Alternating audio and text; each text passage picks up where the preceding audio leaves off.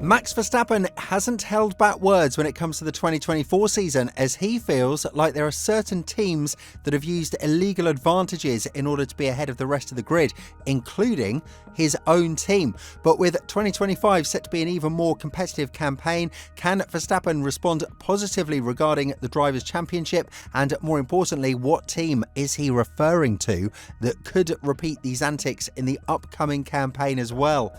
It's safe to say that 2024 was one of the most competitive seasons that we've witnessed, and even though the championship in the Drivers' Championship was solved with a couple of races to spare, it was a great basis for what's set to come in 2025. But according to Max Verstappen, there were certain outlets that weren't fully legal and some stuff that happened in the background that will unfortunately remain silent and won't be revealed to the public or media. When talking about it, the four-time world champion said there were things that happened in the background which meant that we had no chance at all in certain races. I know that for sure, but no one will ever admit that. Of course, throughout the entirety of the 2024 campaign, whenever the word cheating was involved, it was connected with McLaren and their rear wing, an innovation that got banned from Baku onwards because of its excessive flexing when being loaded with high speed. It is interesting that while being vocal, Verstappen is still respectful and is not sharing any names in his interviews, but that doesn't mean he can hide his disappointment as to how certain teams developed their cars throughout the mid-season fight. However, the rear wing was highly defended by McLaren, and even with statements like Perez and Leclerc saying that their cars do not have mini DRS to fight against the rest of the grid, the confidence in McLaren's drivers was so high that the engineers did everything in the allowed margin. Piastri defended his team and the car by saying that it passed all of the deflection tests, even though it was his car that raised the most doubts in Baku, as he was able to defend against the SF24 of Leclerc for such a long period of race time thanks to that mini DRS trick. However, the issue with Red Bull might go back way before Baku, because the Austrian team themselves haven't had the smoothest upgrade packages themselves as they hit the 2024 season with a brand new design that was supposed to be revolutionary and see themselves differ from the rest of the grid. Red Bull hit the first obstacle in Miami, and ever since Newey announced his departure, the car started to hit its limits and was quickly caught up by McLaren and afterwards Ferrari. We were promised an interesting fight in the Drivers' Championship thanks to the leap that the MCL38 made, and even the Woking based squad was surprised as to how competitive they were on tracks like Imola, as they were caught in the middle of the storm after what we believed would be yet another dominant season, with Verstappen winning 4 of the first 5 races. And what is definitely worth mentioning is that McLaren is practically the only team on the grid to have introduced upgrades throughout the majority of the season without hitting obstacles. Red Bull, Mercedes and Ferrari have all seen their cars not respond positively to the upgrades being brought to the cars, and this is something that was admitted by Verstappen as well, who said that he started to see some graphs that he didn't see before, and the car's behaviour in the slow speed corners was just abnormal. Elaborating further on this, the four-time world champion said all plans for new parts that were to come after China could go in the bin. The team basically started all over again after that. They couldn't find the exact problem before that. I saw some graphs at one point and we were looking at the data. I saw certain aerodynamic shifts in how we entered the corners and turned in, and also in terms of ride heights, which were different from the car from the year before. I said, hey, it's very clear that this and this is the problem, isn't it? And that was right, I heard. I had not seen those lines and those graphs before. I said then that it was clear that we had to work on, because of course the engineers know exactly what had been changed compared to the car from the last year. And at the beginning of last season, we were still winning our races convincingly, but I already felt that the balance of the car didn't feel the way I wanted it to.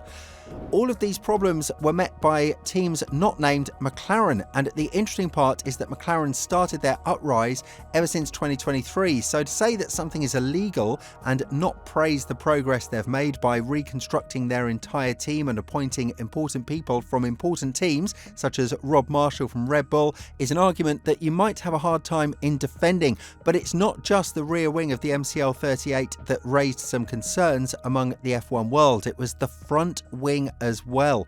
When the 2024 season started, McLaren and Mercedes had an interesting concept of the front wing and its flexibility, which was seen thanks to the cameras that showed how this part of the car acts in slow-speed corners.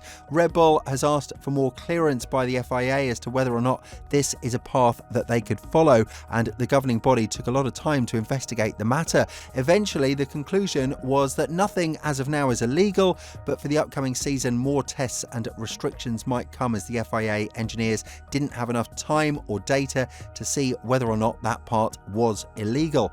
It is kind of controversial because the rulebook is stationary and it doesn't change unless something is implemented or deducted by the FIA. So to read your own rules, see the car and compare whether or not it aligns with it does look like an easy job from the outside. However, judging by the actions from the FIA, it's all but that. And again, it all came down to the competitiveness of Verstappen and his ability to extract the maximum out of the car, even when it was at its lowest, which he agrees was Monza.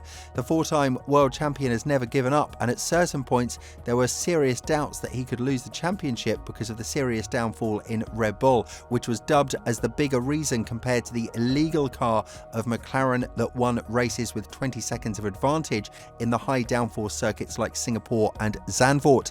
Verstappen himself said that if the 2025 season was to start with the cars that they have right now, and if changes were not implemented, there is no way that he would become a champion again on pure merit, further adding, "If we continue like this, I will not be champion next year. It is that simple. We really have to take steps to be competitive next season. We all know that. I trust that the team can fix the balance problems of the last season, and certain things that we could not change last year will be changed for next year.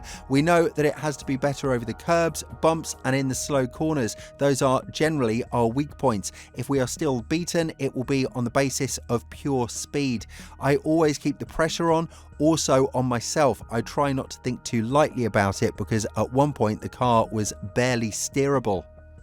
And yes, the FIA might have its hands full of work in the upcoming period because there are tons of loopholes that were revealed in the 2024 regulations, but most of them were left open because the governing body said it will deal with them properly from 2025 onwards.